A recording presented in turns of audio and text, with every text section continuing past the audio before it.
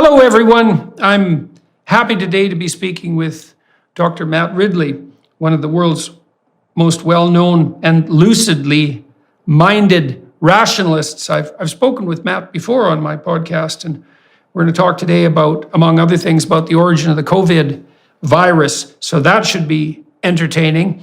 Matt Ridley is a British writer, journalist, and public speaker. He has a BA and DPhil degree from Oxford University. Matt also worked for The Economist for 9 years as science editor. He worked as a Washington correspondent and American editor as well, before becoming a self-employed writer and businessman. Matt writes a weekly column in The Times of London and also writes regularly for the Wall Street Journal. As Viscount Ridley, he was elected to the House of Lords in February 2013 and served on the Science and Technology Select Committee from 2014 to 2017. He won the Hayek Prize in 2011, the Julian Simon Award in 2012, and the Free Enterprise Award from the Institute of Economic Affairs in 2014. He's a fellow of the Royal Society of Literature and of the Academy of Medical Sciences, and a foreign honorary member of the American Academy of Arts and Sciences. He is honorary president of the International Center for Life in Newcastle. Matt also holds honorary doctorates from Buckingham University, Cold Spring Harbor Laboratory, and University Francisco Marroquín in Guatemala. His books have sold over 1 million copies, been translated into 31 languages, and have won several awards. His books include The Red Queen, The Origins of Virtue, Genome, Nature via Nurture, Francis Crick, The Rational Optimist, The Evolution of Everything, How Innovation Works, and the revised and expanded version of his latest book, Viral, The Search for the Origin of COVID-19. We're going to talk about a variety of issues, including, not least, the politicization of science and perhaps the politicization of everything. But I think maybe we'll start by walking through your book on the origin of COVID-19. And so the first thing I'm curious about, I suppose, is why did you decide to investigate the origin of COVID-19? Why didn't you just accept the idea that it emerged in the exotic meat market and in Wuhan, and like a good boy, let's say, and leave it at that? It's a good question. And the answer is, to start with, I did accept the conventional version.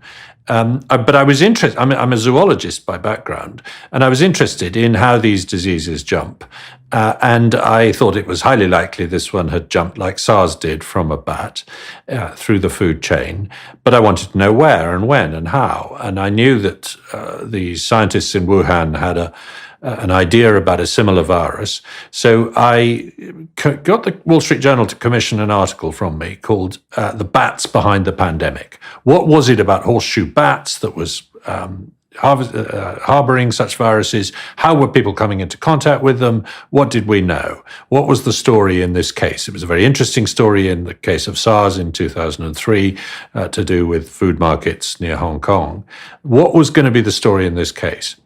And in investigating it, I came upon anomalies like the fact that this virus was not particularly closely related to the bat one they had, like they couldn't tell me where they found the bat one. The paper that I read didn't give the location, and the name of the virus, the bat virus, was one that didn't appear in the scientific literature, and yet they said they'd found it previously. So I was rather puzzled by all this, and I called up a number of virologists, and they said, well, yes, there's some anomalies here we don't understand, but it's nothing to do with a lab leak. You can rule that out. Now, I believed that for about 2.5 months. And then I came across the work of Alina Chan, who eventually became my co-author on this book. And she was saying, actually, we can't rule out a lab leak. There's quite a lot of things about this story that make it really quite plausible that what's happened here is an escape from a lab, because we're dealing with a virus that turns up in the city, which has the lab that does work on SARS-like coronaviruses more than any other lab in the world.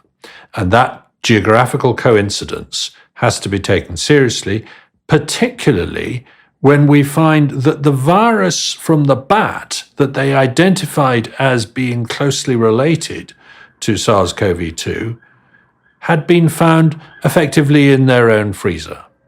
And that's a starting point for a query. So by the middle of May 2020, the Chinese were announcing they didn't think it started in that market. Alina Chan was saying there's lots of evidence to suggest this thing is well adapted to human beings. And the geographical coincidence all got me interested in this being an open question, not a closed one, and one that needed further investigation. And the deeper I dug, the more emerged. Okay, so let me summarize that. So the first smoking pistol, in some sense, as you point out, is the coincidence of the location of this lab, which studies exactly this kind of virus, and the outbreak itself. And that's a problem, right? So that means that it's reasonable to look at that and think that, well, it could have escaped from a lab there. That's the first conclusion. And that it has to be demonstrated in some sense that it didn't. And then, so that's a problem. And I can't see how that's anything but an incontrovertible problem. The mere fact that that lab is there and that it does research on those types of viruses and that that's where the outbreak was doesn't prove that it originated in the lab, but it certainly makes that a plausible hypothesis. But then you add this additional twist, which is, I think, more complicated for people to understand. And you detail this out, you provide some detail for this in the book, that this virus is somewhat remarkably well adapted to human beings. Now, there are literally trillions and trillions of different forms of viruses. And so obviously most of them aren't particularly well adapted to human beings, because otherwise we would have trillions of viruses producing pandemics through all the time. So it's generally the case that viruses are not well adapted to transmission in human beings, and that's true for the overwhelming majority of viruses. And so the fact of this human adaptation, or adaptation to human transmission, is something of signal importance. And so maybe you could walk me and everyone else listening through why a typical virus isn't adapted to human transmission and what it means that one is and how that develops. Yes. The normal pattern when a virus first emerges into the human species is for it to be very difficult for the virus to spread human to human. It can infect someone, it can even possibly kill someone, but they're not very good at passing it on to people. The virus is not really very good at transmitting between members of this new host. Now, if enough time goes by with enough infections happening, then eventually it will get good at it. And that's what was starting to happen with SARS in 2003. It first infected people in the fall of 2002. By the spring of 2003, you were starting to see chains of transmission from person to person. And the reason for this is that the virus has to evolve. It has to change its genetic code in such a way that it can better fit the receptors on the cells of humans as opposed to the receptors on the cells of bats, or in the case of SARS, the intermediate host, which was a palm civet.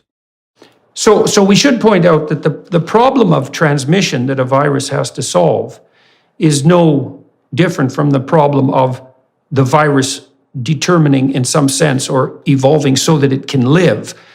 Transmission in a virus is the same thing as propagation in the environment. And so this is a very knotty problem, K-N-O-T-T-Y, for a virus to solve. It's not simple at all because it has to not kill the host too quickly. And it has to be able to replicate within an individual, but then it not only does it have to manage those things, which is very difficult, it also has to figure out how to transmit itself with some degree of effectiveness. And thank God most viruses can't solve that problem. So this is a very thorny problem. And maybe you can outline for everyone how viruses do solve that problem and why most don't, and why the fact of human adaptation to humans is so important. Yeah. So just to give you a good example, bird flu, which is a big problem at the moment in poultry flocks and wild birds, is not very good at infecting human beings. People can catch it. People have even died of it. If you're exposed to a huge dose by working in a poultry farm, you can get sick and you'll probably die, but you probably won't give it to anybody else. We've not seen any human-to-human transmission of that virus. This virus was good at transmitting between human beings from the word go, from the November or December of 2019. And the reason for that, we now know in molecular terms, it has a so-called receptor binding domain on its spike gene, which is well adapted to the human ACE2 receptor on our cells. Not very well adapted to other species receptors, which is intriguing. So it's a specific human adaptation. Well, not specific. It's not completely specific. It's quite good at lots of animals, but it's really good at us. Okay. And the other feature that it has that is very striking and very surprising is that it has something called a furin cleavage site. Now, this is a small section of the spike gene that is coded by about 12 letters of RNA genetic code, which has been inserted into it, compared with all its close relatives. And that gives it the ability to use a human enzyme called furin that is in all our, many of our cells, in order to reconfigure the virus as it leaves the cell to make it, to as it were, prime it to attack another cell. So it's actually using one of our enzymes to spread in the body. This enables it to infect more tissues in the body and to multiply much more effectively. So it's the reason we're having a pandemic, is the furin cleavage site. If this virus didn't have that, it would probably have been pretty easy to control in the early months. You said something very interesting, and this is another piece of the puzzle, I presume, is that compared to other viruses of its type, it has this interesting furin cleavage site. I've got that right. And you said that it had been inserted, and that's an anomalous statement, let's say. So there's something about this particular virus that sets it out against other viruses of its type, and it's this particular ability to use a human enzyme, and you described that as inserted. And so I presume that could be inserted as a consequence, hypothetically, of natural selection processes, or that there's other alternative explanations. So what do you see when you look at that? What I mean by inserted here is that it's an extra piece of genetic information. We can look at 20 or 30 other very similar viruses, and we can line their genomes up and match them up against this one. And the furin cleavage site is not an altered bit, it's an added bit. It's an extra chunk that's been added in the middle of the spike gene. So how do you differentiate between added and different? I presume that's a consequence of degree of divergence. So you could imagine that there's a set of viruses that are genetically and evolutionarily similar, so they stem from a similar source, and they have a predictable pattern of variation. And you're saying that this is an anomaly that exists outside that. Well, you line them up. You align the genetic codes of the viruses, and in this particular part of the spike gene, they all align up quite well. You know, the sequence is mostly the same. You can tell it's been added because you can align the genes of the spike genes of other viruses alongside each other and see that this is an extra piece of RNA, not a changed piece of RNA. It's about 12 letters long, and this spells out a sequence that allows. It's called a furin cleavage site, and it allows the virus to use a human enzyme called furin to spread from cell to cell, from tissue to tissue, and effectively makes the virus much more dangerous and much more transmissible. It's the reason we're having a pandemic. If the virus didn't have this furin cleavage site, we'd probably have been able to get it under control very easily early in the pandemic. Now, what's interesting is that a number of Western virologists, when they first saw the sequence of this virus, said, whoa, it's got a furin cleavage site in. That's very unusual for a SARS-like virus. In fact, it's unique. We've never seen one with this before. There are other coronaviruses with furin cleavage sites, but not SARS-like coronaviruses. And they said, I'm afraid that suggests it might have been engineered. Now, they kept those thoughts to themselves. We only know about them now because of leaks of emails that have emerged more than a year later. But they got on a conference call at the beginning of February, US and UK and other virologists, about a dozen of them. Who are these? Who are these people? This they that you're referring to? That and in the early stages of speculation. These are virologists, so senior virologists who've been studying this kind of virus or other similar outbreaks. There's about a dozen of them, but also on the call was Dr. Anthony Fauci, the head of the National Institute of Allergies and Infectious Diseases in the US and the main advisor to the president on this, and Dr. Jeremy Farrar, a senior advisor to the British government and the head of the Wellcome Trust in the UK, which had funded a lot of research of this kind. And they discussed on this call their doubts that this virus was natural and their worry that it might have been engineered. Within 2 days, however, that same group of virologists started drafting an article, which was eventually published in Nature Medicine, saying it couldn't possibly have been engineered. The furin cleavage site will probably turn up in a wild bat virus. Well, it hasn't so far. And the reason they have given for changing their mind after these emails emerged showing what they were actually thinking in February is that the Chinese had announced they'd found a virus in a pangolin. You probably remember that, a scaly anteater that is trafficked because of the belief that it contributes to good medical health and so on if you eat its scales. Not true. They're made of the same stuff as fingernails. You might as well eat your fingernails, but still, it's a widely held belief. And as a result, many of these scaly anteaters are trafficked into China.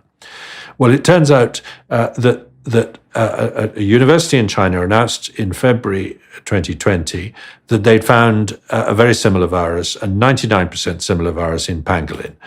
And people thought, right, case closed. We found the intermediate animal. We know what's happening. Well, there's three problems with that. One, when they eventually published the sequence of this pangolin virus, it was not very similar. It was 90% similar. That's not good enough. It's nothing like close enough. Two, it didn't have the furin cleavage site in. And three, there were no pangolins on sale in Wuhan. So it couldn't have explained how the outbreak happened in Wuhan. Yeah. Those are problems. Those are big problems. So we're in this strange situation where this particular feature has alarmed Western virologists, but they've kept the information to themselves. We didn't find out about all this for months, remember? No, it's worse than that. It's worse than that because these virologists that you're talking about include Fauci. And so it's not just virologists, it's the virologists who end up being in charge of the entire response. And so the question that emerges for me there is that if they were concerned about this being a lab leak, then why the strenuous attempt to deflect? Now, there's two possible reasons. One is that they didn't want to move forward with their presumption that it was a lab leak without a smoking pistol, and that's fair enough because you might think, well, we're concerned and we're incurring, but we're not going to beat the drum about the lab leak till we're certain. And then there's whatever other reasons might be lurking in the background, and I suppose that's partly what we're trying to investigate. And so that would be the scandal that would emerge, perhaps, if it was a lab leak and what that might do to Chinese-American relationships and what it says about virology research in general. And God only knows what other host of explanations. And so, but it's very striking to me. Yep. So you've laid out a story that goes, well, first of all, there was a lab in Wuhan that was doing research that was strikingly similar on viruses that were strikingly similar to the virus that caused the pandemic, and that is the geographical locale of the origin of the pandemic. And then the virus itself has peculiarities that might indicate engineering. And so that's two pieces of evidence that are starting to converge pretty hard and unlikely convergence. And then you have the virologists themselves, including those who are in charge of the response or who will be eventually, also noting that this looks suspicious to say the least, and then for some reason, and in a great scientific journal, or at least a once great scientific journal, downplaying their own fears. And so what's the motivation here? What's going on precisely? Well, there was an exchange of emails among these scientists in which some of them said it's important that we don't damage international harmony. That was the phrase used by Francis Collins, the head of the NIH, in these emails. And another one says we mustn't damage the reputation of science and of Chinese science in particular. Now, at the same time, another letter was. You mean by pointing out that something unbelievably and god-awfully and unforgivably dangerous had actually happened? That was how we were going to damage the reputation, so to speak, by just admitting that something catastrophic had happened. And so it was reputation management. Yes, but clearly, there is a risk that the world rushes off and comes to the conclusion it came out of a lab and this damages biotechnology, and it's not true. It might have come in a natural way, and then we've done unnecessary damage to science, which is a great pity. And I'm a big fan of biotechnology. I would think that was a problem. So that is one risk. But the other risk is that we are so worried about doing damage to the reputation of science that we overlook the possibility that this thing did start in the laboratory. Now, at the same time, also in February 2020, the closest collaborator of the Wuhan lab in the West, a man named Peter Daszak, who runs an organization called the EcoHealth Alliance, which had funneled millions of dollars from US taxpayers to this research in Wuhan over the years, he was preparing a letter for The Lancet, which he got 27 scientists to sign, saying it couldn't possibly have come from a lab, and we got to shut down that possibility. He didn't reveal his role in orchestrating that. He was just one of the signatures. He didn't note his conflict of interest in that letter, the fact that he was a very close collaborator and friend of the Wuhan lab. It took 18 months before The Lancet published a statement of conflict of interest under pressure on that. But more important than any of that, the one crucial thing that Peter Daszak didn't reveal, and that we didn't find out until September 2021, was that he had put in an application to the Pentagon, to the DARPA, the research arm of the Pentagon, in 2018, in collaboration with the Wuhan Institute of Virology, among others, to do experiments on SARS-like viruses that they found in bats. And those experiments were to include, if they found ones that weren't very similar to SARS-1, that were new, were to include putting a furin cleavage site into such a virus. Now, that is a major discovery. And as I say, we found that out from a leaked document. It's called the Project Defuse. It came to light in September 2021 because someone in DARPA, I think, leaked it to people who were investigating this. And Peter Daszak hadn't bothered to tell us that he was the lead investigator on exactly this proposal. Now, for me as a citizen of the planet Earth, that's pretty annoying. As a scientist and a writer about science, it's even more annoying because, we all want to know what happened here. I don't go into this wanting it to be a lab leak. I just want to know the truth. And it seems absolutely vital to get us as much information as we can. Now, some of that information is in China and they're not being very forthcoming, but information that is in America ought to be volunteered in this case. The other thing, the thing that the Chinese have failed to do is tell us what's in their database. They had a database with 22,000 entries in it at the Wuhan Institute of Virology, which was wildlife pathogens. It was bacteria and viruses that affected wildlife. About 15,000 of them related to bats, and most of those were viruses. So these were the viruses they'd been collecting from, mostly not from Wuhan, but from a long way away, from southern China and Laos and other neighboring countries. And they'd been collecting thousands of these viruses, and they'd been sequencing them, and they'd been characterizing them and describing them, and they had a database. And the purpose of this database, partly funded with US money, was to predict and prevent future pandemics. When, on the 12th of September 2019, that is about 2 months before the pandemic started, as far as we can tell, at 2 o'clock in the morning, that database went offline. It's never come back online. We've never, therefore, been able to access it and look at what viruses they had in that lab. Now, when we asked them, why won't you show us that database, which, after all, the purpose of which was to share with the world so that we could predict pandemics, remember, they say, oh, well, people might hack it.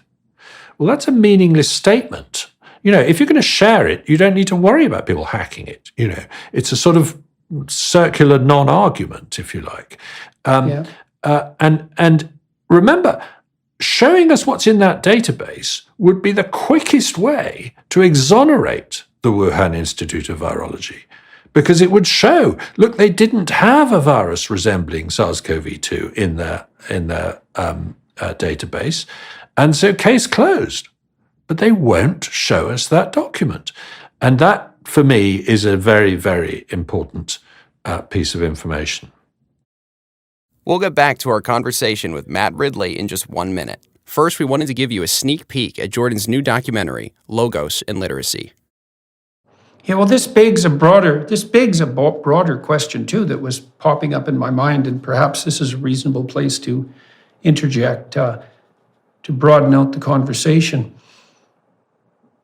We don't really know what the preconditions are for science to function as it has functioned, let's say, in the West for the last 400 years. But it's certainly the case that real scientists, and there are very few of them, because most scientists are technicians in some real sense, and they're certainly not on the cutting edge, and they're worried about the pushing forward of their career, let's say, and other extraneous issues rather than concentrating on the science at hand.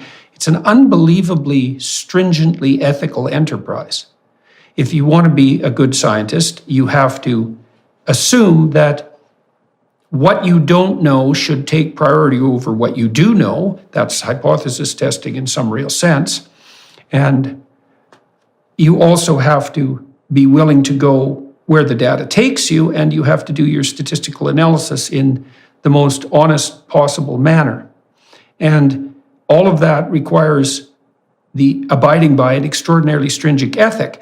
And yet we tend to think of science as a technical enterprise. And when we presume that it's a technical enterprise, we also presume that, for example, it could take place in any real sense in a totalitarian country, that you can do science in a totalitarian country. And it isn't obvious to me at all that you can do science in a totalitarian country. And the reason for that is that in a totalitarian country, everyone lies about everything all the time. That's a very good point. And that actually brings up questions that were raised in a report that came from the Senate in recent weeks. The Help Committee of the Senate, the Republican side of that committee, has employed experts to spend a couple of several months, a year and a bit actually, investigating exactly what was going on in that laboratory in Wuhan in 2018, 19, and 20. And what they discovered was that there was some kind of crisis over biosafety in the lab in November of 2019. There were meetings, very high-level meetings. Beijing got involved. Xi Jinping himself seems to have been consulted. And the lab was basically given a major ticking off about failures on biosafety. And there's a lot of sort of self-examination going on. But to your point, these documents that revealed this are Communist Party documents. That is to say, right. like every organization in China, the Wuhan lab is basically run by the Communist Party. And as part of that, you, as a scientist, have to keep reporting to the party what you're doing, how hard you're working, and how it's going to glorify the Communist Party. Right. To the party, yes, exactly. And that's not science, man. Well, you can do good science while doing that, but it's very clear that the direction the party is giving you in 2019 is, come on, we want more results out of this science. We haven't seen enough from these virology experiments. We need why aren't you getting more results, getting more papers published, etc. There's a real pressure on these scientists. You can read it in these documents to do more work. But then there's also real pressure to, for God's sake, stop having these accidents or whatever it is. It's never quite that explicit, but what can you do to solve these biosafety problems that you've got in the lab?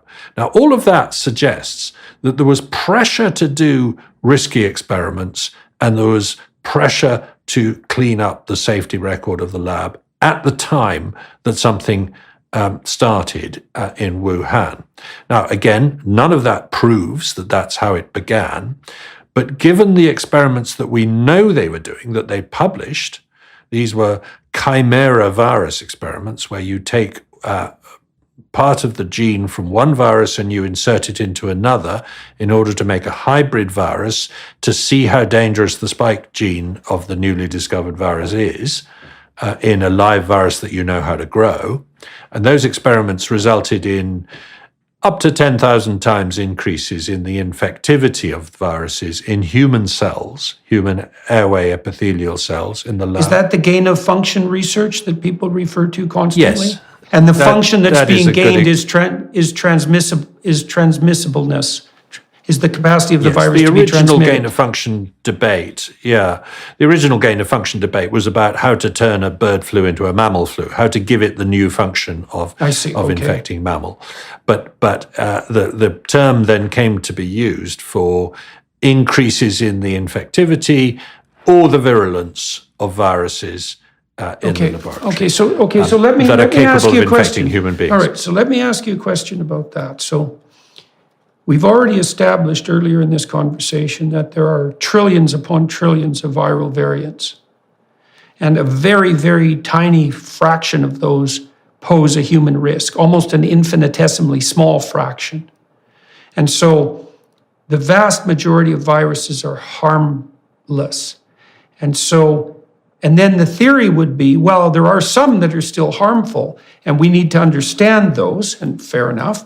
And one of the ways of understanding them is to produce more dangerous viral variants in the lab, and then we can study these more dangerous variants. But that seems to me to assume that you're presuming that the more dangerous functions that you're adding to the viruses are in some sense going to be representative of more dangerous viruses in general, so that you can generalize beyond them.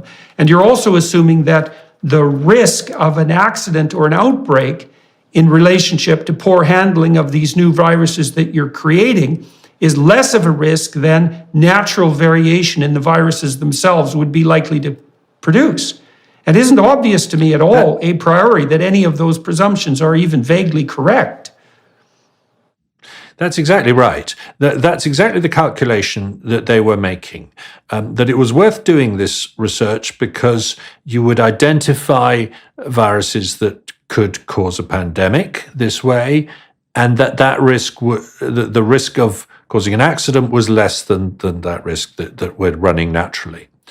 There was a lot of criticism of this. When they began this sort of research, not just in Wuhan, but elsewhere in the world, about 10 years ago, under a US-funded program called PREVENT, there was a number of virologists who quite openly said, we think this is a mistake.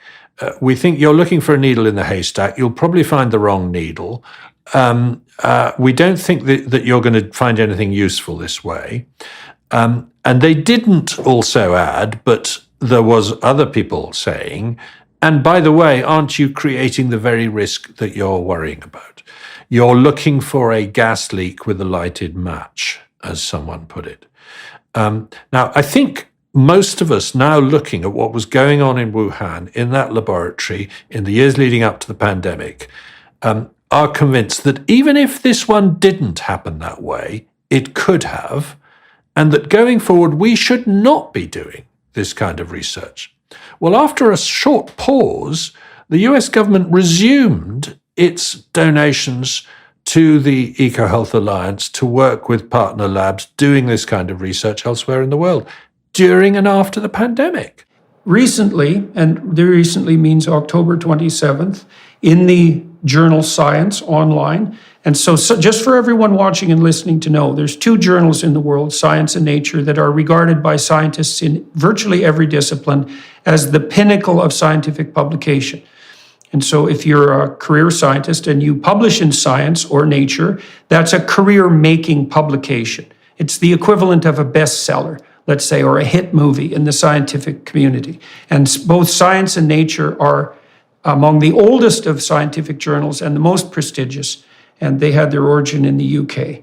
And so everyone in the scientific community has been for decades very impressed with Science and Nature. So I'm telling everyone that just so you know the significance of this publication outlet. Now, there's an article there that was written by John Cohen on October 27th, 22, talking about this Senate investigation that Matt just referred to. And let me read a little bit about this. The mysterious origin of the COVID-19 pandemic, like so many aspects of the response, has created deep divides along party lines in the United States.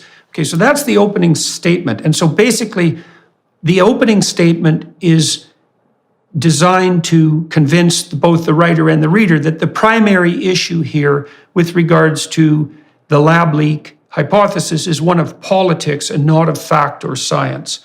And then the article continues, many virologists and evolutionary biologists who have studied the origins of outbreaks dismiss the lab leak hypothesis. Many virologists, let's say, but other scientists have complained that the possibility was too readily downplayed.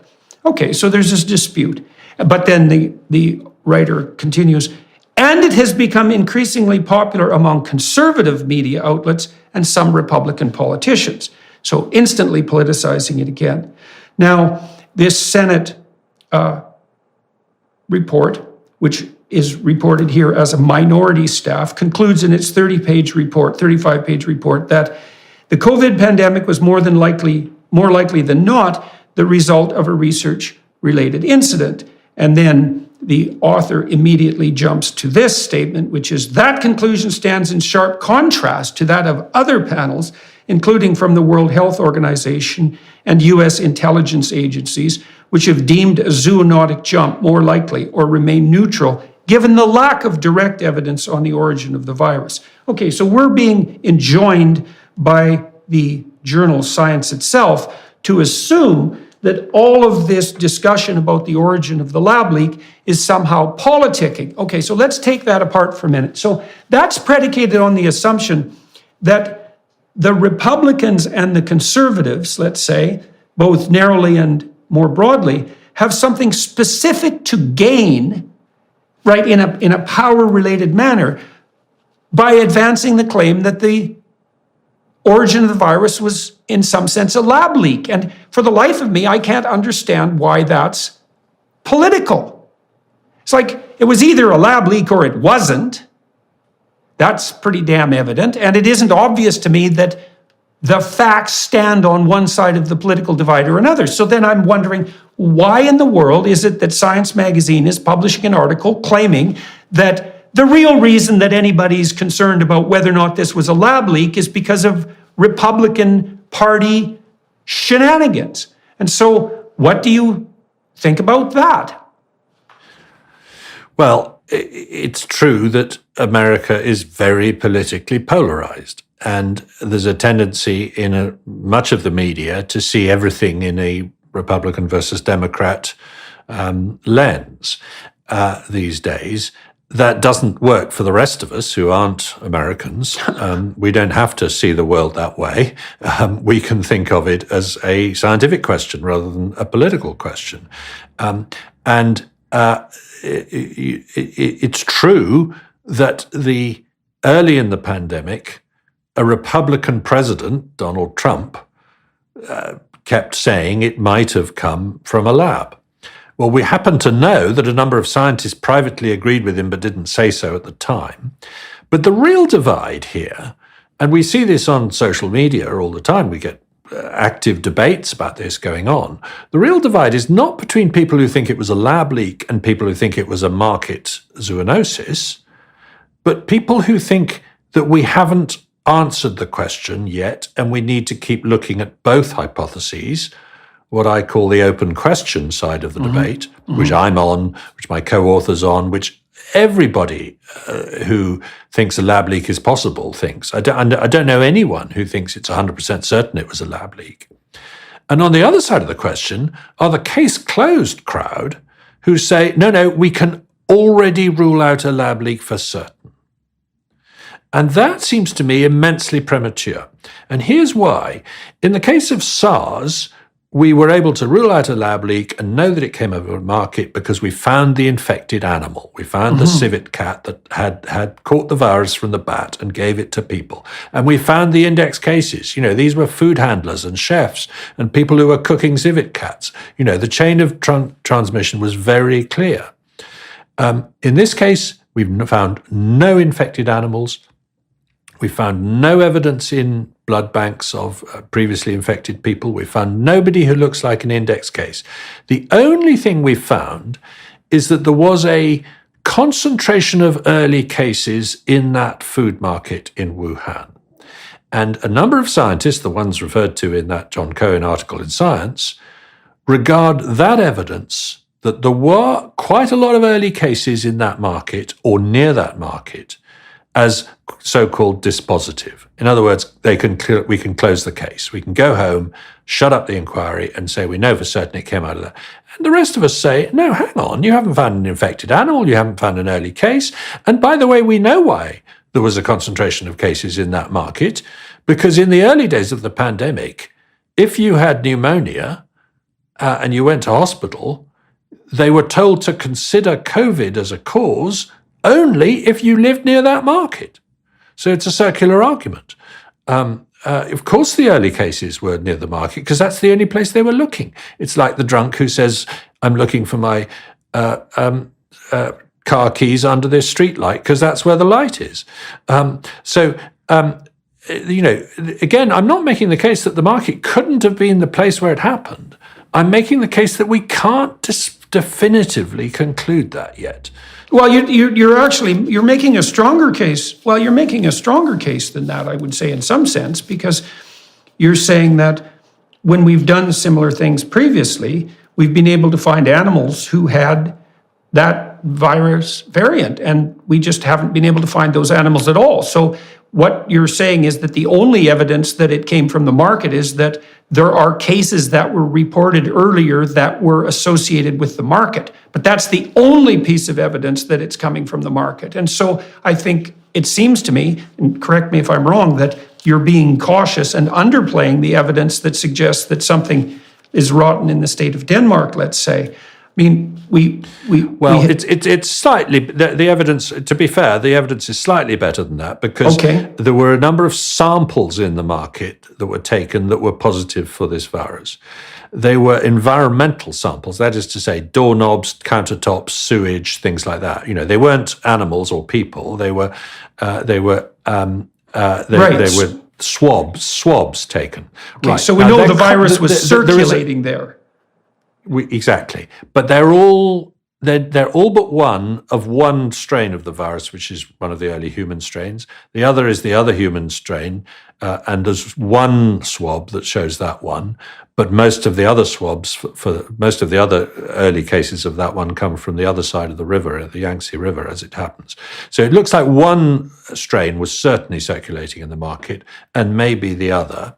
But it could easily have been circulating in people. There's no evidence that it was animals.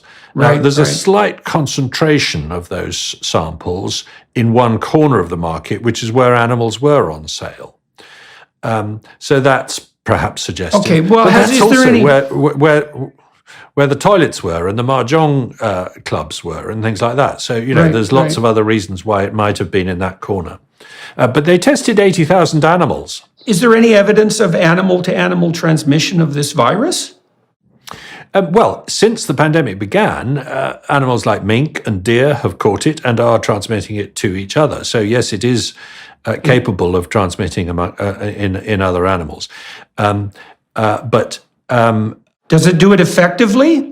much less effectively than it does in people or monkeys or mice. Okay, so that's a big problem, right? Because we have these trillions of viruses, and this variant, this COVID variant, doesn't transmit very well in animals, and so that also makes it incumbent upon the people who claim that it had an animal origin to explain that how, given that it isn't very transmissible in animals, and that the probability of a human transmitted virus is very unlikely, that puts additional constraints on the notion that this was an animal transmitted virus, right? Because it's not very good at doing that.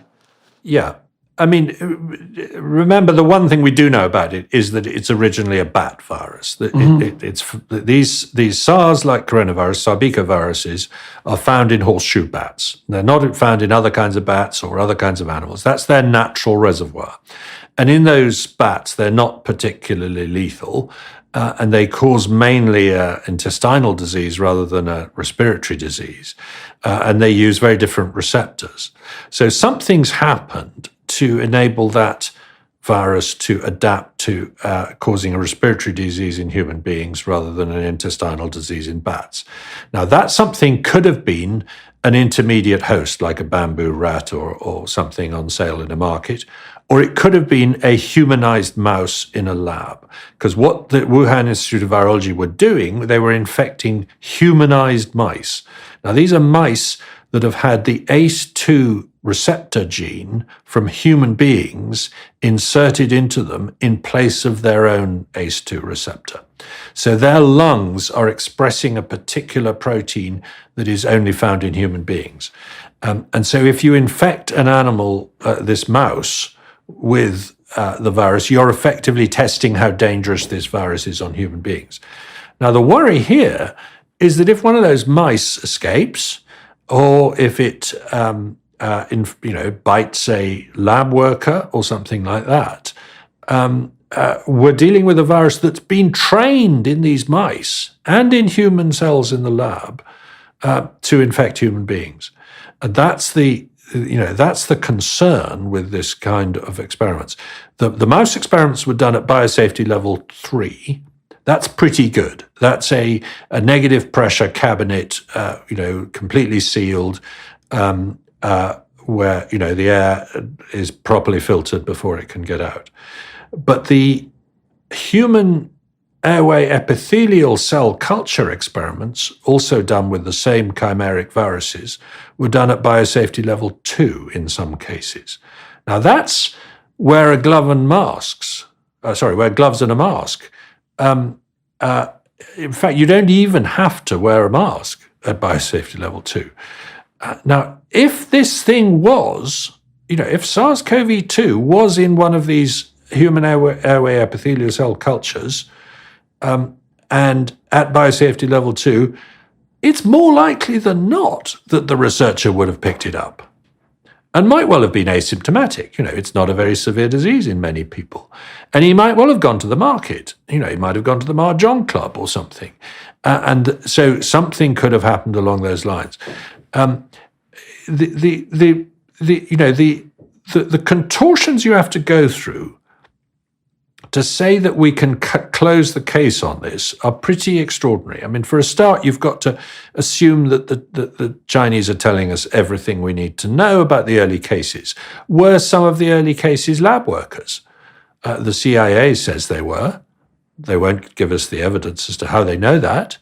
The Chinese say they weren't. The South China Morning Post reported that the earliest case was a man who caught it in November the 17th, 2019. Well, since then, the official Chinese, that was based on a leaked document, the official Chinese have disavowed that document, said, no, the first case was in early December. Well, we don't know. Now, if this was in the West, we would be all over this. The media would be all over this, demanding more transparency. And yet, the extraordinary thing is, we don't hear much criticism of the Chinese regime over this. We don't hear it at the G7 or what's called the COP27 meeting. We hear criticism of China quite rightly over their treatment of Hong Kong and the Uyghurs. But this, to me, is an even more scandalous thing, that 20 million people, or nearly that, may be dead, and an awful lot of people have had their lives turned upside down. And we know where it started, and we know there are two possible things that could have happened there, and we're not doing anything to try to push back against the regime's lack of transparency. And we're continuing to engage in gain-of-function research. Yes, and in cities too. My co-author Alina Chan makes the point that we shouldn't be doing this kind of research in cities. You should, if you're going to have a lab doing this kind of work at all, it should be in an isolated area. Yeah, like Mars. Like Greenland or Mars. Yeah. We don't cite nuclear power stations in the middle of cities. Why should we cite virology labs in the middle of cities? It's exactly the same argument. I follow genomics, molecular biology, pathology quite closely as a writer, not as a practitioner. And yet I didn't know that these experiments were being done. And when I first heard the argument that it might have come from a lab, I said, no, we're not nearly clever enough to design a virus this good. Well, once I found out what we were doing, or what they were doing, and how it goes completely against the rules that biotechnology set itself in the 1970s, saying, look, let's do this kind of work, but not on dangerous pathogenic viruses, because that could be dangerous. I was really shocked by how far into the manipulation and testing of dangerous viruses we have gone in the last 10 years. Well, so I guess part of the reaction might be, because I'm trying to understand why there would be motivation to shut down, let's say, speculation, investigation into the possibility of a lab leak. And I guess maybe part of the reason is that it reveals a reality that in some sense is too dreadful to conveniently comprehend. And we have a lot of problems like that confronting us at the moment, apocalyptic problems of one variety of another. And the problem here is that we're doing we're stupidly doing potentially dangerous things on a scale that can produce exactly the kind of result that perhaps has already been produced. And it'd be easier, in some sense, in the short term, just to stick our heads in the sand and pretend it isn't happening. And then you could add the complication there that, well, we don't want to upset whatever international harmony we've managed to establish with the Chinese. But and I can understand why people would be loath to reinvestigate that problem too, because we have an associated problem here. So we're engaged with the Chinese in a multitude of different ways, and to some degree that's very beneficial. I mean, there are far fewer Chinese people facing acute privation than there were, say, a few decades ago, and the Chinese have been relatively successfully integrated into the world economy, and we have all of the cheap and desirable goods that the Chinese are producing, and all of that seems a lot more positive than, two antagonistic populations facing each other in a state of absolute economic privation. But we also have another problem, which is, well, the Chinese are pretty damn authoritarian, and they're still run by the Communist Party, which is a dreadful organization, and then we don't know how much our entanglement with the Chinese tilts us towards that totalitarian structure. And so one of the things I've been noting is that when the pandemic emerged, the totalitarians acted first, and they acted in a totalitarian way, which is, well, why don't we just lock everyone down? Which is sort of the totalitarian answer to everything. And then in our herd-like panic in the West, we immediately imitated them.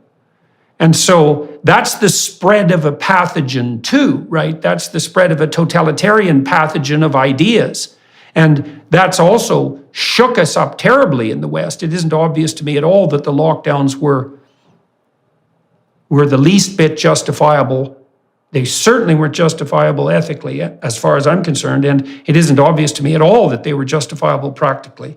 And so we have a pathogen of COVID to contend with, but we also have a pathogen of totalitarianism to contend with. And I would say the latter poses a much bigger threat than the former, unless we keep mucking about with gain-of-function research. Mm-hmm. Yeah, well, you're absolutely right that a lot of the proponents of lockdown in the early days were very explicit about saying we'd never have contemplated this policy if we hadn't seen it work in Wuhan. So there was a deliberate work. Yes, exactly. Well, it worked for a while, and then it didn't work, and so on. So there was a very explicit sort of China envy going on. But I think, I completely agree with you that China's transformation in the last 50 years has been spectacular, from one of the poorest nations on earth to a middle-income country, lifting more people out of poverty than has happened in any generation in tens of thousands of years. That's magnificent. And it was done by liberation. It was done by Deng Xiaoping's policy of economic liberation. You can start a business, you can you can make money, you can trade, you can do all these things, as long as you don't set up a rival to the Communist Party.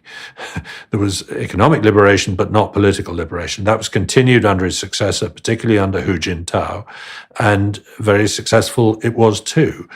It took a long time for us to realize, and certainly for me to realize, that Xi Jinping is not like that. Right. He is not sticking to that policy at all. He has completely abandoned any idea of free enterprise for ordinary Chinese people and gone to a completely state-directed view of the economy as well as society, and a police state of the most brutal kind. And that does change the calculation. Can I just tell you one little story in respect of that about the Soviet Union that I think is quite interesting here? Because people often say to me, look, we'll never know because the Chinese are not going to let us find out what happened in Wuhan in the autumn of 2019. So why bother speculating? Well, in Sverdlovsk in the Soviet Union in 1979, there was some kind of industrial accident, and 65 people died of what the American intelligence community said was anthrax poisoning as a result of a leak from a biowarfare plant. The Russians said, no, it's not a biowarfare plant. No, they weren't handling anthrax. No, that's not what happened. They got food poisoning. You're wrong. The Russians invited in an international panel of scientists to investigate, led by a Nobel Prize winner, a wonderful guy called Matt Meselson. And after looking around and visiting Sverdlovsk, now called Ekaterinburg, but it was then called Sverdlovsk, they concluded that the Russians were right, the Americans were wrong, this was not an anthrax leak. And case closed, and the international community was satisfied. Then the Soviet Union collapsed. And scientists who had worked in the biowarfare plant, because that's what it was, in Sverdlovsk, came to the West and told us exactly what had happened on that day. One shift had taken off a filter to repair it and had not put it back on. They hadn't told the next shift what they'd done. And as a result, a plume of anthrax spores was sent over the city of Sverdlovsk, killing 65 people. If it had gone the other way, it would have killed hundreds of thousands. Because it went over a relatively unpopulated suburb. So it took the best part of a decade before the truth came out. And the lie had survived an international investigation, but the truth did eventually come out in that case.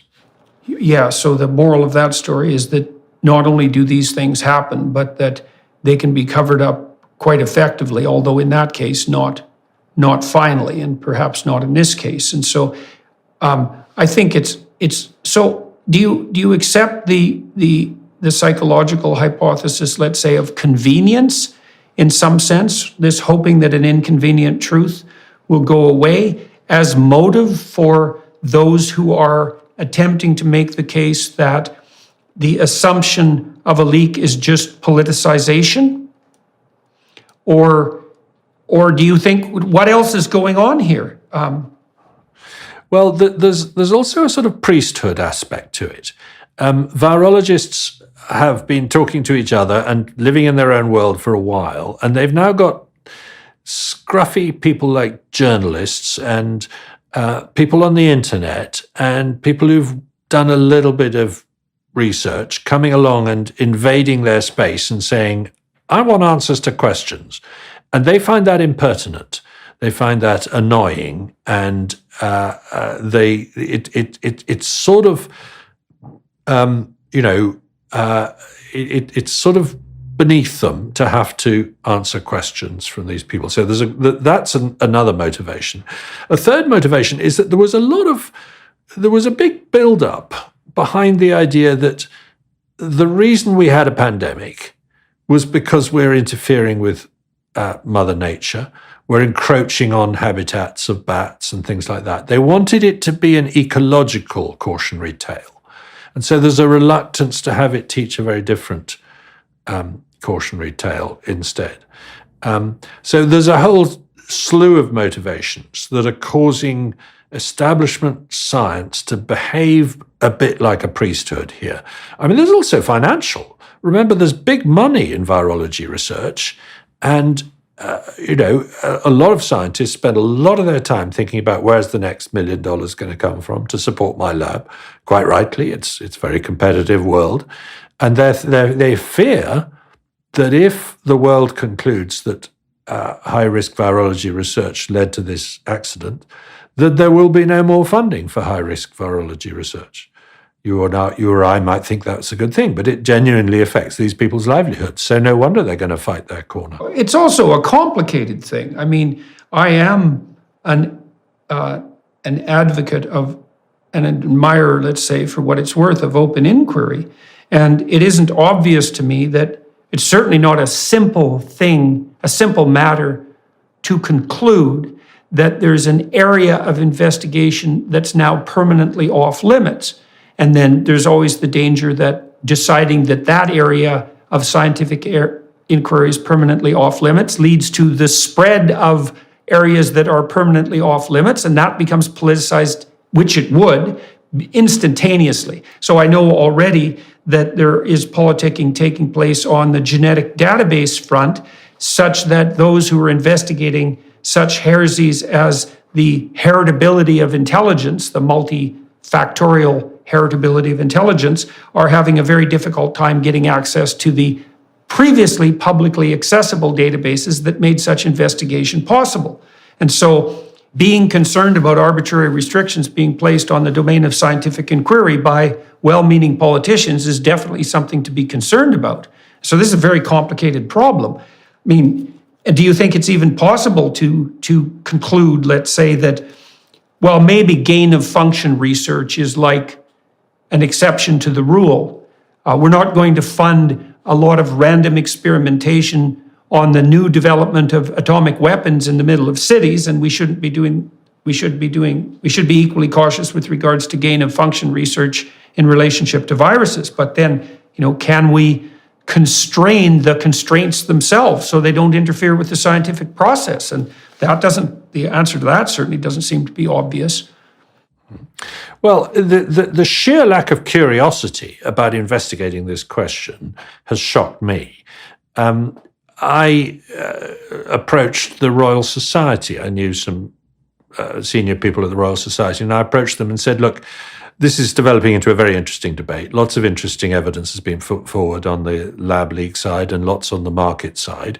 Don't you think it would be a good subject for a set-piece debate at the Royal Society with some experts? It doesn't have to be me. I'm not necessarily pushing myself forward, to talk about this. And they said, oh no, we only discuss scientific topics, as if this was a political topic.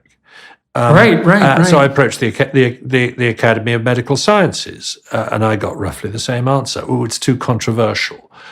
Well, I'm sorry.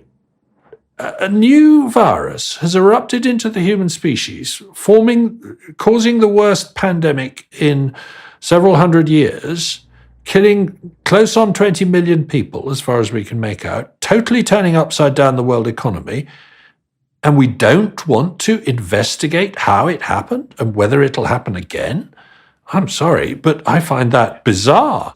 Well, and we also insist that all such investigations are nothing but politicking, which is also a sign, on a broader sense, of the almost universal acceptance of certain postmodern dictums, right? That there's no science without politics, let's say, which is, a problematic claim, let's say, to say the least. On that, I mean, I haven't been a practicing scientist for 30, 40 years, but most of what I did had no political edge to it. Now, when I open the journals, I find pretty well every article, even, scientific papers, seem to have to nudge their conclusions towards some sort of quasi-political issue, whether it's climate change or economic inequality or whatever, rather than just saying, here's what I found, and I don't know what it means, if you see what I mean. I actually went, for completely different reasons, I was doing some digging into the scientific literature about what happened at the end of the Ice Age in the UK, when the ice melted.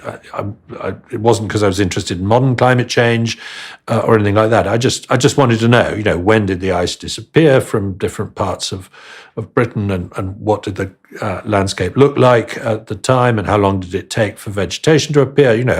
This was, there's no particular reason for doing this, but this just intrigued me one day. And I spent a few days digging into the scientific papers, and I found a very interesting pattern, which was that any paper published in the last 7 or 8 years was sort of political. It had this sort of angle to it. Either it wanted to use the information that it was digging up about the Ice Age to tell a moral story about today's climate change or something, or it was sort of interested in a kind of political argument between two factions in science.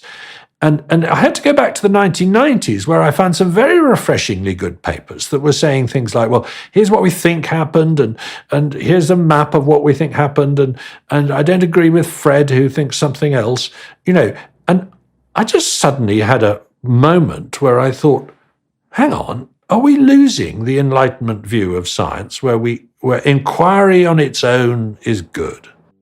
Mm-hmm. Yeah, well, I've got an idea about that, and so it's a complicated idea, but I wouldn't mind discussing it with you, and just tell me what you think about it, because it is obviously the case that what we might describe as the postmodern critique, which has a Marxist edge to it for reasons we could get into, has definitely made itself manifest on the scientific front, right?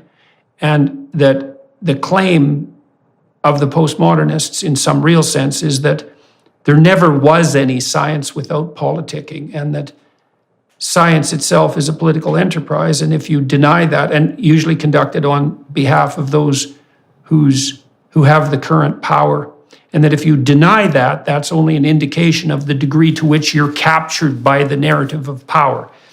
It's something like that.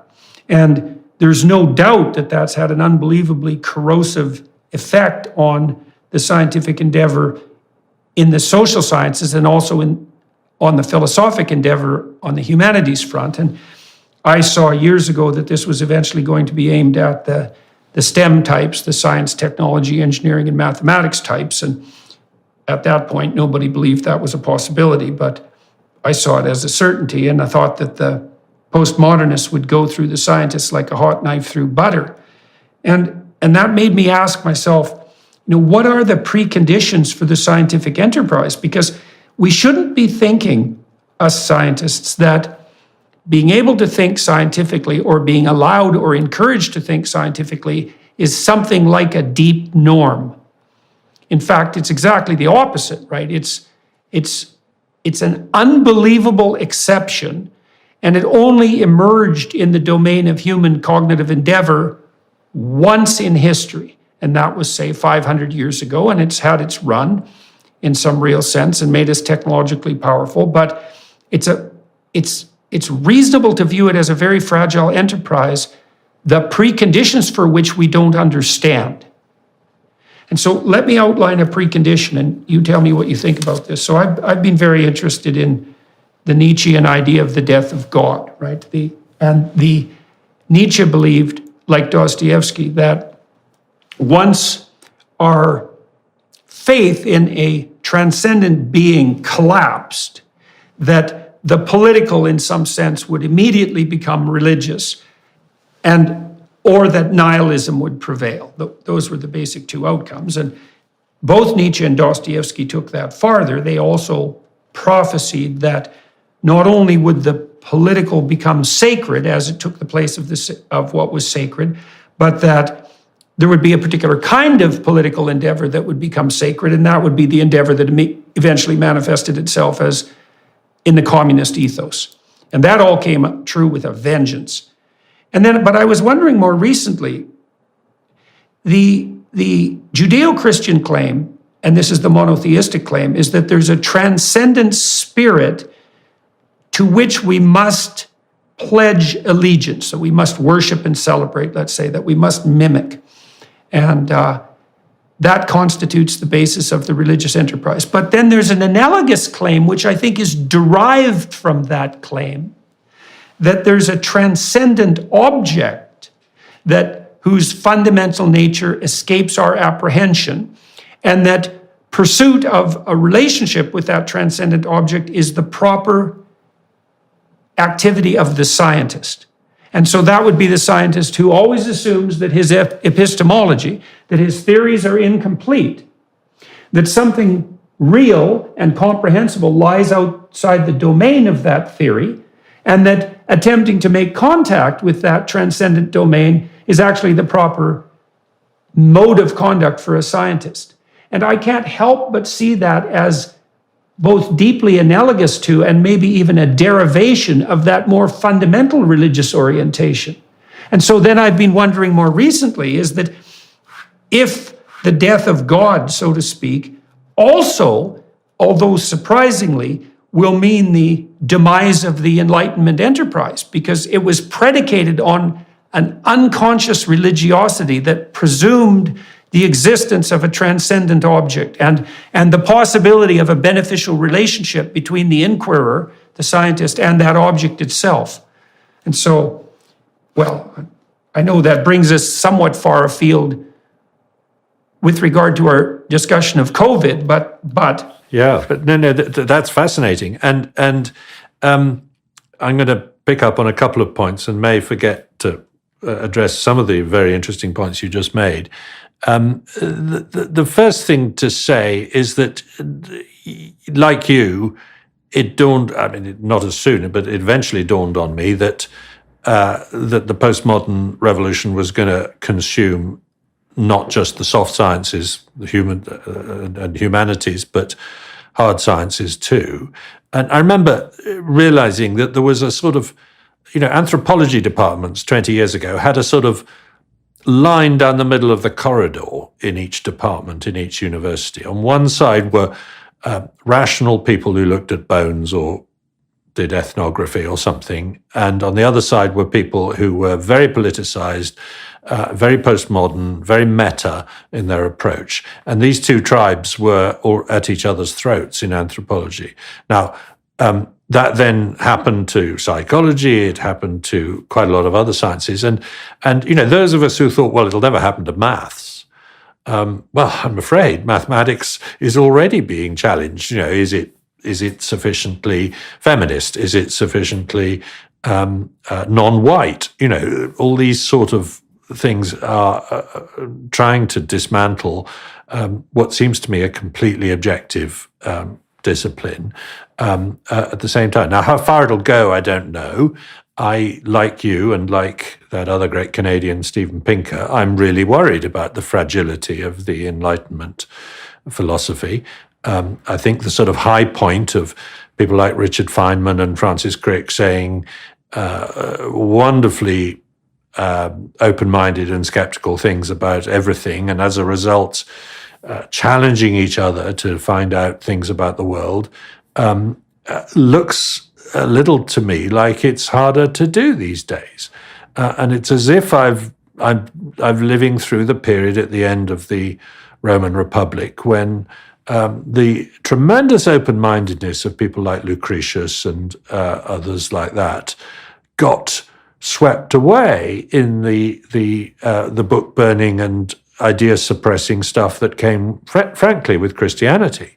And so I'm less sympathetic than you, I suspect, to the role of religion here. I don't think religion was a friend of open inquiry into mysteries of the world.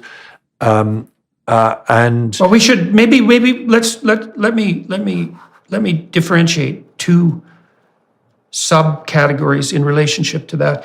I've talked a lot to people like Sam Harris and to Richard Dawkins about exactly these issues, say about the antagonism between religion and science. And so one of the things that I really saw, so Dawkins regards the religious enterprise as pseudoscientific, all that body of pseudoscientific proclamation that impedes the rational progress of Enlightenment science. And so that's his perspective. And I'm not trying to parody it or to put it down in any sense. I'm just trying to relate it. And whereas Harris, and I'm using these two people because they're examples perhaps of the world's most famous atheists. Harris's argument is more, it's more emotional than that in some sense. And I don't mean irrational, I mean based in a deeper emotion. Harris identifies the spirit of totalitarianism and malevolence with the religious enterprise. And I think that's an error because he's throwing out the baby with the bathwater. Mm-hmm. And it's interesting to me in relationship to, well, so I would say you're talking about the antagonism between religion and science, but so one of the things I really admired about Dawkins, and his work has been quite helpful to me, by the way, is that he has this clear-headed faith in science, this in rationality that's typical of the best scientists, perhaps someone like Feynman, for example. But Dawkins, like all true scientists, believes that there is a transcendent truth and that the pursuit of that truth will set us free. And it's those claims that I think are essentially religious. And so I think it's useful to differentiate between the religious impulse towards truth, if you can call that the religious impulse, and the totalitarian aspect of the imposition of religious dogma, which I see actually as a variant not of the religious spirit, but of the totalitarian spirit. Because I do believe the greatest scientists that I've known have a religious reverence for truth. Now, they say objective truth, and that's fine. It's a perfectly reasonable variant of truth. But the reverence itself doesn't seem to me to be scientific. It's predicated on whatever it is that drives reverence. And I'm afraid that what's happening at the level of the postmodern critique is that it's actually a corrosive critique of that reverence itself. It's the claim that reverence is nothing but a mask for power claims, for example. And that is a corrosive criticism. And it might be corrosive enough to bring the whole damn enterprise to a halt. And I see it shuddering forward with the corruption of journals like Nature and Science and the increasing politicization of every scientific discussion. I'm with both you and Dawkins there, in the sense that I, like him, have got this reverence for science and truth, and somewhat skeptical of whether religion shares that, because I think faith is antithetical to it. But he is perhaps wrong that the enemy is conventional religion, because actually creeping up on us has been a much more dangerous anti-Enlightenment force, as you say, the postmodernism and a lot of other things that go with it, and totalitarianism, exactly. And I think the critique you can make of atheists like me, very validly, is that when we throw out the baby, the bathwater, the baby goes too, and we end up with something far worse. Well, that's the issue.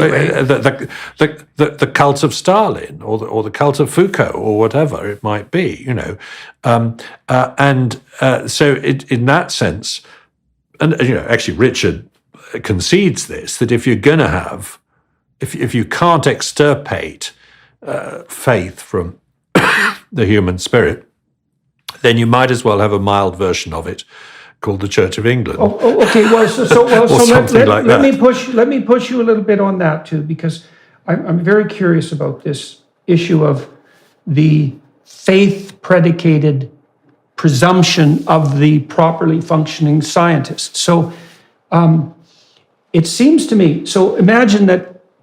You tell me if you think I've got any of these presuppositions wrong, because they're crucially important to this argument. So the first is the belief in the existence of a transcendent object. And I would say that's a faith-based belief, and here's why. So you have a scientific theory, and you can't help but look at the world of objects through that theory. So when you see the world of objects in your discipline, that vision, that perception is informed by your epistemology. But you know as a scientist that you're wrong. But the knowledge that you're wrong is predicated on an assumption, and the assumption is that there is a domain of information that exists as yet outside your presuppositions. And that has to be a faith-based axiom, because given that source of information exists beyond your current set of axioms, you can't encounter it. You have to just accept it as a continuing reality. And it would be the reality of that knowledge that currently lies beyond us. Well, I certainly think that the purpose of science is to find new mysteries. It's not just to solve them, because in solving one, you always come upon more. In finding out that we're just a blue marble spinning through space, we then find there are things like suns and galaxies and black holes and things, each of which is a new mystery that we have to address. And I love that aspect about science, that, the more trees we chop down in the clearing of knowledge, the more forest comes into view, as it were, the more stuff we don't know and don't understand. And I think it's worth reminding ourselves that, what gets scientists up in the morning in a lab is not the things they know already. You put them on the shelf and feed them to the students. It's the things you don't yet know. It's the part of the puzzle you haven't yet found out. And we mustn't lose that. Well, and you did refer to that, and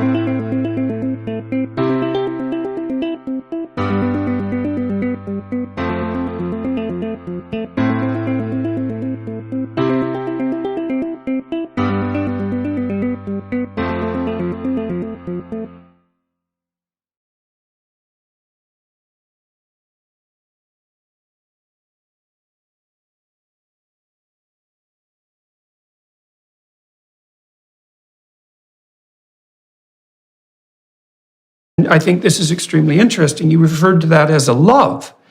And that's not an objective observation in some sense, right? It's a reference to a particular kind of motivation. And so, but then let's say we can inquire into that a little bit more deeply. We might say, well, what's that love predicated on? And one possible source is that, well, you see that it engages you in a meaningful enterprise, right? So there's a sense of implicit meaning in this search to make contact with that which still lies beyond you. And so that's engaging, and it's deeply engaging. It's part of the instinct of meaning as far as I'm concerned. But it's also predicated on the idea, and I can't help but think that this is fundamentally a religious axiom. And I think it's a Judeo-Christian derived religious axiom, which is that you also believe that the truth will set you free. And in some sense, Matt, our whole bloody discussion today centers on that, right? I mean, you're delving into the COVID-19 mystery because you are making a presumption here against those who would take the pathway of convenience and deceit, let's say, that no, you don't get to do that. I don't care what your rationales are. Something actually happened in Wuhan, and the reason we need to find out what it is because finding out what is true is actually the best pathway forward, regardless of your bloody political preconceptions. And I can't see, and this is a genuine question to you, I don't see that as anything different than a reference to the idea, for example, that the divine word that the word of truth itself is divine, and that the manifestation of that truth is in fact freeing. And I don't think that's a within science claim. I'm completely happy with that. I can give you some very dull, practical reasons why we need to find out how the pandemic started, so that we can predict where the next one's coming from, so that we can deter bioterrorists and bad actors who might be thinking of copying what happened, etc., etc. But those aren't my real motivation. My real motivation is because I think truth matters more than anything else. There's a wonderful quote somebody gave me the other day, which he said was from Solzhenitsyn, but I don't think it is. I'd like to know who said it. Truth matters more than consequence. You know, the people who don't want us to know what happened are worried about the consequence of finding out what happened. But I'm sorry, the truth comes first. We have to deal with the consequences of finding out the truth. But the truth is what I really care about. And I do think, in a sense, it'll set me free, and you free, and all of us free. It may be uncomfortable, just as finding out that we're not at the center of the universe, we're not a unique creature, we have the same genes as others, we're 40% genetically the same as a banana. You know, these are all humiliating things science has found, but they're not. But for me, they're liberating as well. Well, and you made a very strong argument there on the consequence front. So, because look, here's the totalitarian presumption. It essentially is that, well, we have a political theory. So let's say it's Marxism in this case, and we bloody well know it's right. And so because we already have the truth at hand, then all of our endeavors should be devoted towards the promotion of that truth. And it's a final truth, and we have it at hand. There's no transcendent truth there, apart from the doctrine itself. Now, your proposition, and I think this is the proposition of true scientists, is no, you have to abandon your political presumptions completely.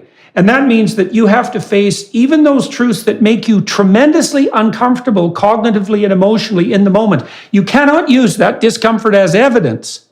You have to assume, regardless of such evidence, strangely enough, that in the final analysis, all things considered, there's nothing that's more liberating than the truth. And Matt, I think that's the core doctrine. I do believe that's the core doctrine upon which Judeo-Christian society itself is founded, because the doctrine of the divine word is something like this, as far as I've been able to tell. It's something like the proper action of the consciousness that liberates us is the forthright confrontation with possibility itself, with potential itself. and the willingness to confront that head on in truth. And the consequence of that confrontation is the construction of the habitable world that is good. That seems to me to be the doctrine of the word at the beginning of Genesis. And there's a notion there that human beings, men and women alike, are made in that image. And I suppose you could argue about my theological interpretation, but that does seem to be the doctrine. Yeah. I'm no theologian, but I think what you're describing, and this is perhaps where I do differ from you, is Judeo-Christian philosophy as tamed or refracted by the Enlightenment, by Spinoza and Descartes, and by David the Greeks, Hume and Adam and by Smith the Greeks and before Voltaire. that. No, but I think the problem, I think if you go back and look at the early history of the church, it was a brutally nihilistic cult that stamped out a lot of openness that came from the Greeks. And so I don't think, I don't think that it was as harmless for its first 1,500 years as bishops and priests like to tell us. Now, in that sense, I think it was like the modern Communist Party, which in China says the party matters most. Xi Jinping is right about everything. You must see everything through the lens of how you can help to further our aims, which is a deeply unimaginative way of seeing the world. I think a lot of modern Islam is like that, and I think quite a lot of the most fanatical parts of Christianity are like that. And I think Christianity was like that for most of its first 1,500 years, or at least in bursts it was. And then it came to terms with the wonderful ideas of the Enlightenment. And I just want to introduce another word here that I think is very important, and that word is wonder. I do love the wonder that I get from deep understanding of, deep geological time or the scale of the universe or where a virus came from or whatever. It's wonderful in the literal meaning of the word. And I don't feel that Christianity or religion generally has a monopoly on that wonder. I think Richard Dawkins has made a very good point here that unweaving the rainbow, finding out what a rainbow is made of, has not made it less wonderful, it's made it more so. And Keats was wrong about that. Well, I agree with that, by the way. I also think, and this is why we have to be very careful about our use of terminology, is that I would say that the negative religious phenomena that you're describing are a manifestation not of the religious spirit, but of the totalitarian spirit, and that those are often conflated. Okay, and then I would say that, and to put this into a deeper context, that sense of wonder that you described, I don't think that there is any difference between that and proper worship. Because I think attending to the wonder of being is the fundamental religious act in some real sense. And there are preconditions for that, and one of them is an epistemic humility, right? You have to allow yourself to apprehend that which is beyond. And that is an instinct, and I think it's part of the instinct that drives love itself. And so I'd be very interested, for example, in the psychophysiology of awe. And that's associated with wonder. And so one of the things that's extraordinarily interesting about awe is that it involves piloerection. And so, when you see a cat puff itself up in a burst of fur, when it sees a giant predator, it's piloerection that's driving that. And when you get those chills up and down your back and maybe your hair stands on end, it's that same apprehension of you could think about a predator as an unsolved mystery to an animal. We use that same framework of wonder and awe to apprehend the unknown itself. And we've learned to contend with the unknown as a potential predator, obviously, but also as a potential source of redemption. And that, I would say, being guided by that sense of wonder, which is humility predicated and driven by a desire to pursue the truth, that is the manifestation of the most fundamental religious instinct. And I think that needs to be differentiated from religion as a dogmatic structure, which can degenerate towards totalitarianism like any other human endeavor, and does, right? And we have to be on the watch for that. But we don't want to throw the baby out with the bathwater. Yeah. That distinction between religion as an institution and religion as a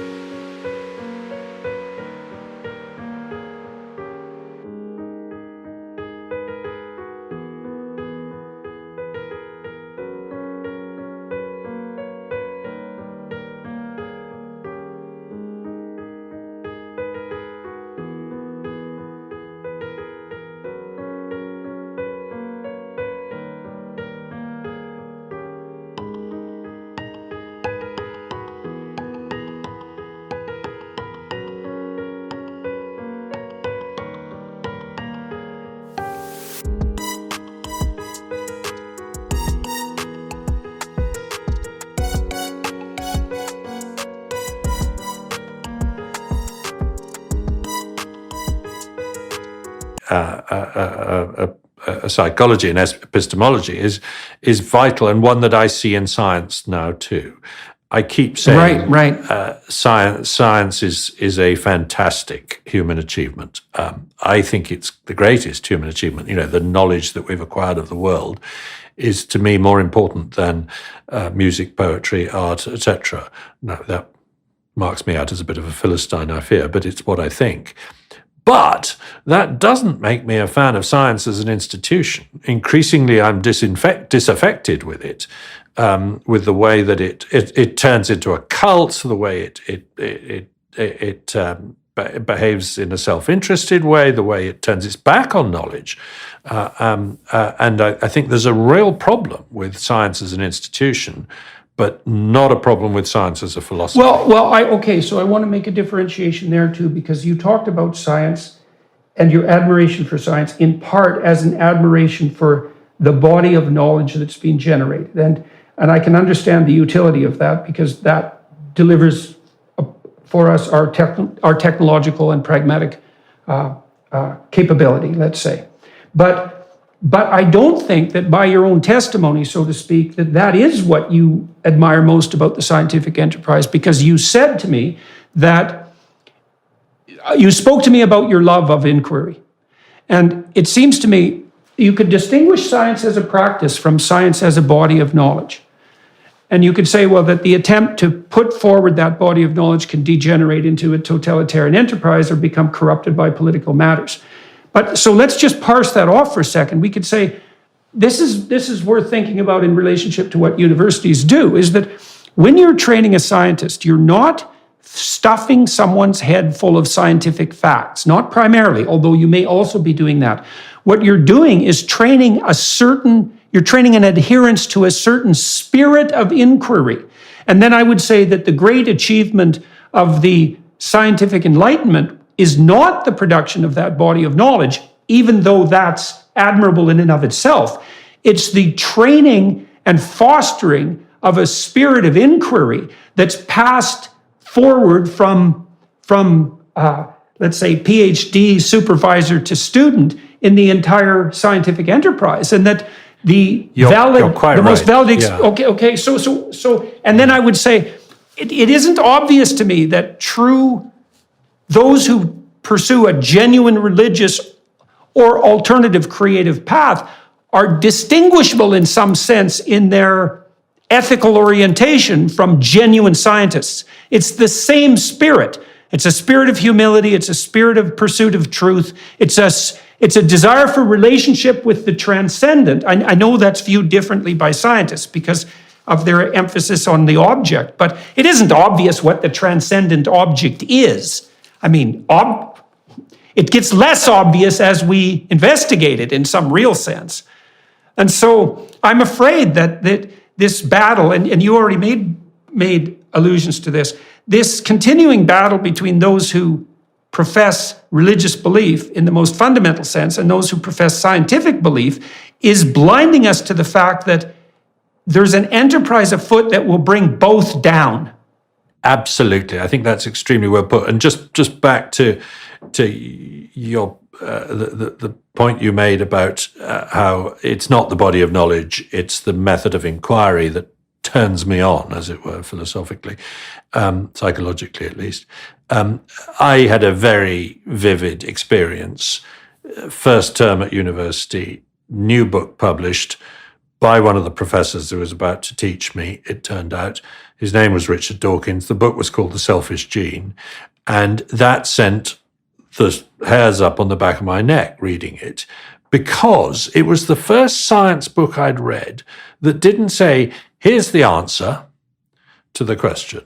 It said, here's a question, and I don't know the answer, but I'm going to take you on a journey to try and understand my way of framing this mystery. And it was like being shown the edge of the world. It was like being shown, the opening up of the mysteries was so important that he does in the early pages of that book, that he does very, very beautifully. And so I think you're absolutely right. There was something almost religious in the way that the famous atheist Richard Dawkins came across to me in those early days. Yeah, well, I've met Dawkins a number of times, and as I said, his thinking has had quite a lot of influence on the way I think in many, many ways. And I can't help but admire him. And it's an interesting thing, because I believe that his insistence that the religious enterprise is nothing but a superstitious impediment to the clear progress of science, I think that that's insufficiently differentiated, because it doesn't differentiate spirit from totalitarianism. It conflates them.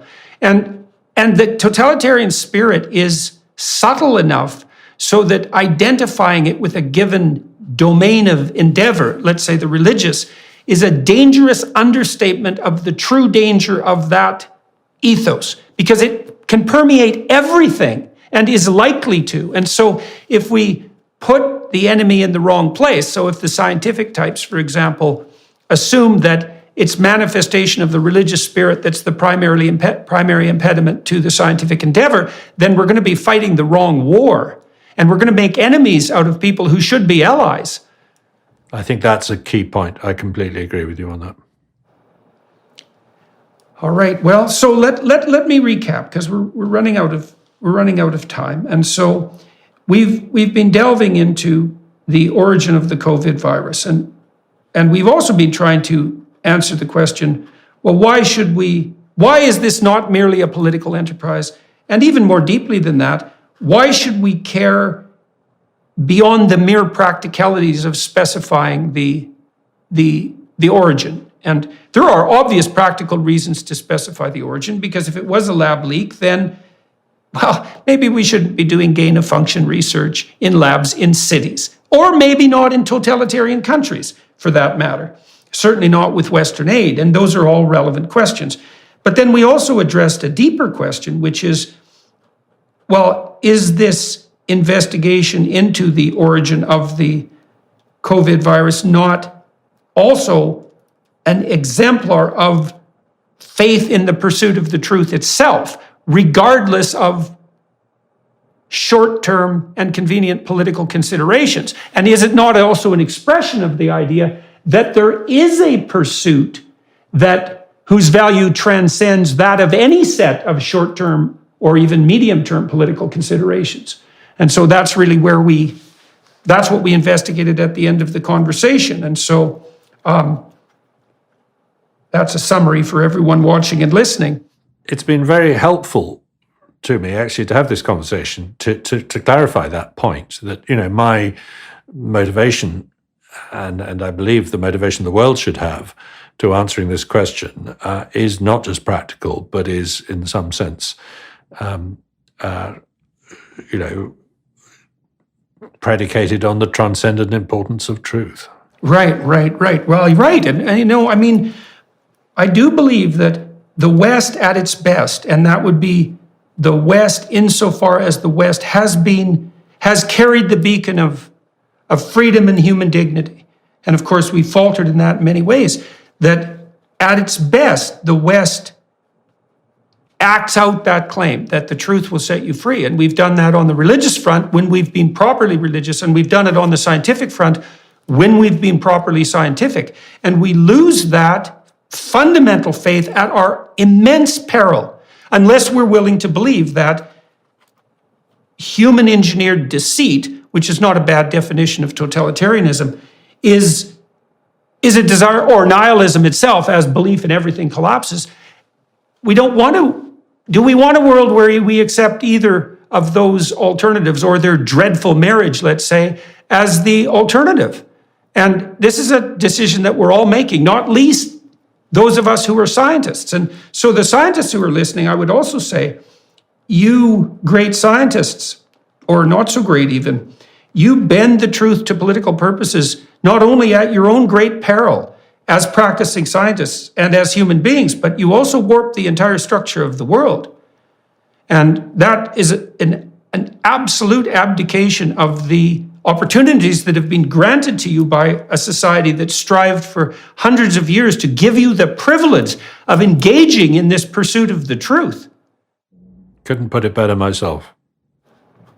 All right. Well, to everyone who's watching and listening, I'm going to talk to Matt for another half an hour, as I do always with my guests, on the Daily Wire Plus platform. And we're going to talk about, well, I think what we're probably going to talk about is how that spirit of wonder made itself manifest in Dr. Ridley's life, and how following the manifestation of that spirit informed the development of his extraordinarily interesting and successful career.